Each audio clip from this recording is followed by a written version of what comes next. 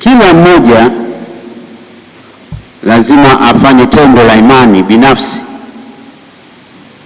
kwa Yesu kwa kusali maneno aliyosali Thomas: Bwana wangu na Mungu wangu. Daktari mmoja hayo kila alipokuwa anafanya operation. Daktari huyo alipokuwa kwenye vita nchini Vietnam, aliitwa usiku kuondoa risasi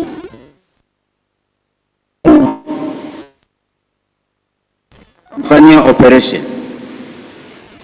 Huyo daktari usasa operation iliyopenya kwenye nyama na mifupa ya mkono. Alipokumbuka mateso ya Yesu aliyepigwa mali msalabani, aliguswa sana yule daktari. Kama na yule daktari wa mifupa alisema anafikiri kuwa kilio cha Thomas, Bwana wangu na Mungu wangu, kilikuwa ni zaidi kilio cha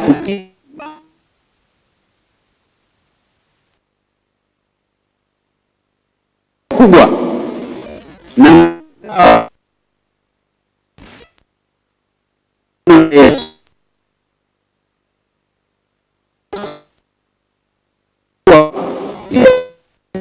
sana msalabani, mikononi, miguu. Daktari yule alimaliza kwa kusema kuwa kila mara anapofanya operation ya mifupa katika mikono ya watu, anakumbuka kuwa Yesu alitoa mikono yake kwa ajili yake, na hivi Bwana wangu na Mungu wangu. Kila mara huyo daktari alipokuwa akifanya operation ya mifupa alisali hiyo sala: Bwana wangu na Mungu wangu. Hiyo inaturudisha ambayo mara nyingi tunajisahau. Wazo kuu ni kwamba kila mmoja wetu binafsi anaalikwa kukiri imani katika Yesu. Tusiamini sababu rafiki zetu wanaamini.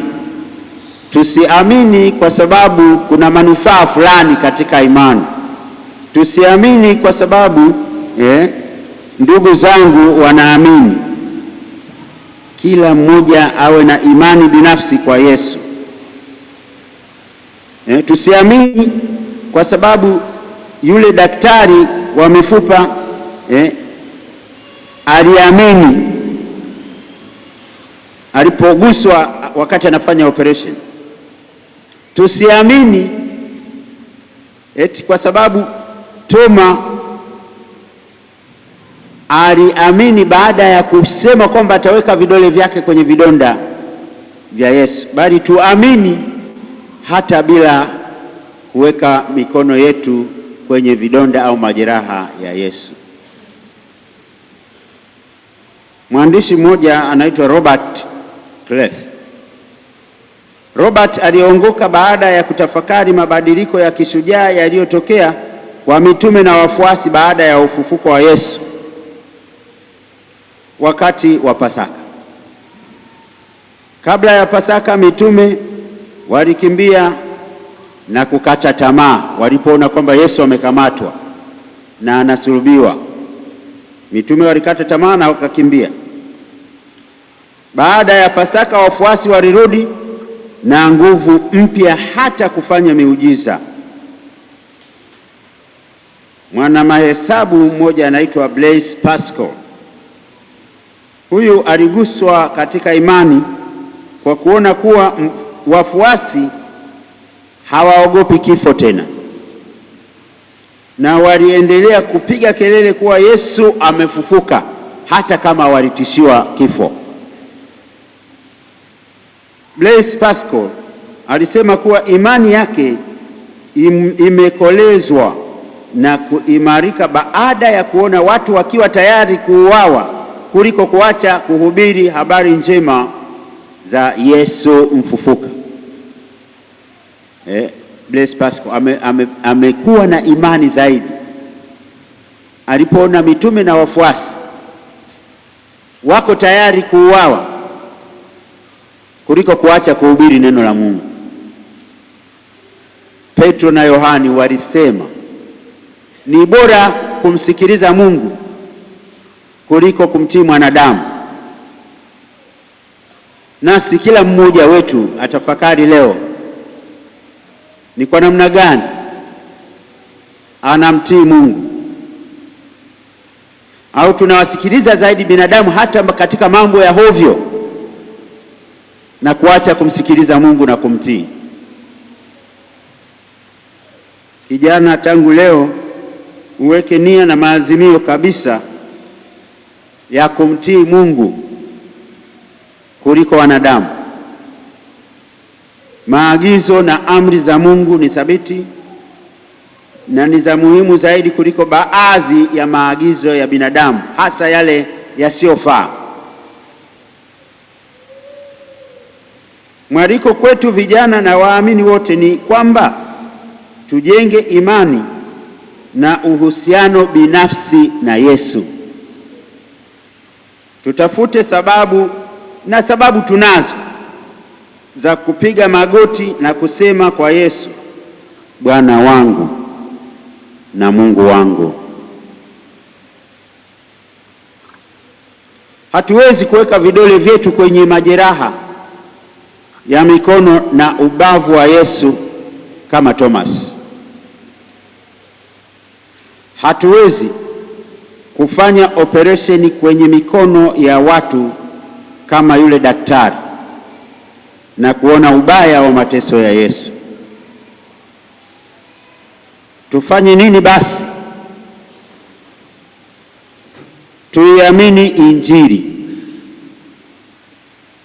Tuiamini Injili. Tutambue na kuona kuwa Yesu yu hai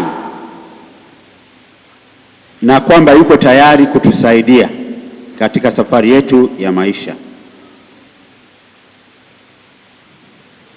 Huu ndio mwaliko wa Injili ya leo. Yesu mwenyewe anatualika kama alivyomwambia Tomasi, umeamini kwa kuwa umeniona? Heri wasioona wakaamini. Sote tunaalikwa, heri wasioona wakaamini. Kama Thomas, tukiwa kwenye jumuiya ndogo ndogo za kanisa, tukiwa waaminifu kwa mafundisho ya mitume, tukiwa waaminifu kwa kaka na dada zetu, tukiwa waaminifu katika kuumega mkate, tukiwa waaminifu katika sala,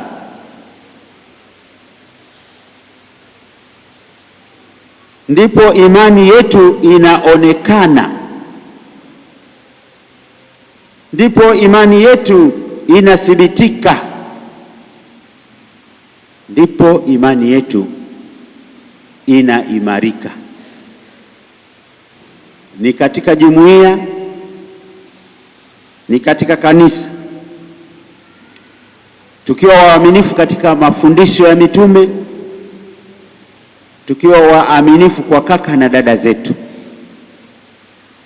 na katika kuumega mkate na sala, imani yetu inathibitika, imani yetu inaimarika, imani yetu inaonekana. Leo ni Jumapili ya huruma ya Mungu.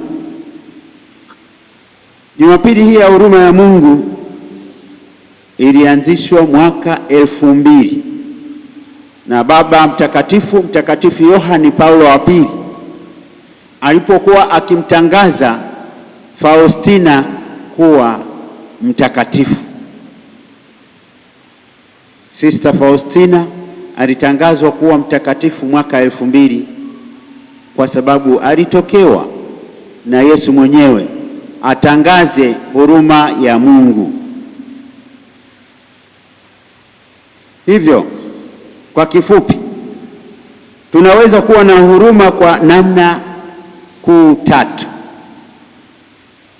maneno, matendo na sala.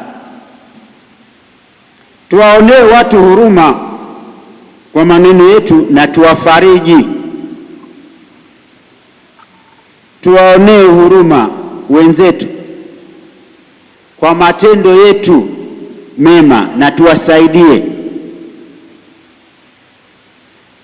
Tuwaonee watu huruma kwa sala zetu na tuwaombee. Vijana, tukomae katika imani. Tunasema tunakanyaga pamoja katika imani, tunatembea pamoja katika imani. Haturudi nyuma, daima mbele, haturudi nyuma. Katika imani tukanyage pamoja, tutembee pamoja, daima tusonge mbele katika imani, tusirudi nyuma katika imani. Tukiwa na imani thabiti, tutaondokana na tabia ya kudhaniana vibaya na kuwa na fikra chanya. Ukiwa na imani thabiti, utaondokana na mashaka na hofu na kuupokea upendo wa Mungu. Ukiwa na imani thabiti, Mungu atakutoa kwenye majivuno na kukupeleka kwenye unyenyekevu. Ukiwa na imani thabiti, utatoka kwenye kukataliwa na kupokelewa kwa upendo. Ukiwa na imani thabiti, utatoka kwenye makosa na lawama kwa kupata msamaha. Ukiwa na imani thabiti, kijana, utatoka kwenye upweke na kuwa pamoja na wengine. Ukiwa na imani thabiti, kijana, utatoka kwenye aibu na kupelekwa kwenye utukufu na sifa. Ukiwa na imani thabiti, utatoka kwenye ubinafsi na kuwa mkarimu. Ukiwa na imani thabiti, utatoka kwenye udhaifu na kuwa na nguvu. Ukiwa na imani thabiti, utatoka kwenye maovu na kuwa mtakatifu. Ukiwa na imani thabiti, hutakata tamaa, bali utakuwa na matumaini. Ukiwa na imani thabiti, kijana, hakuna litakalo kushinda, bali utafanikiwa katika yote. Tumsifu Yesu Kristo.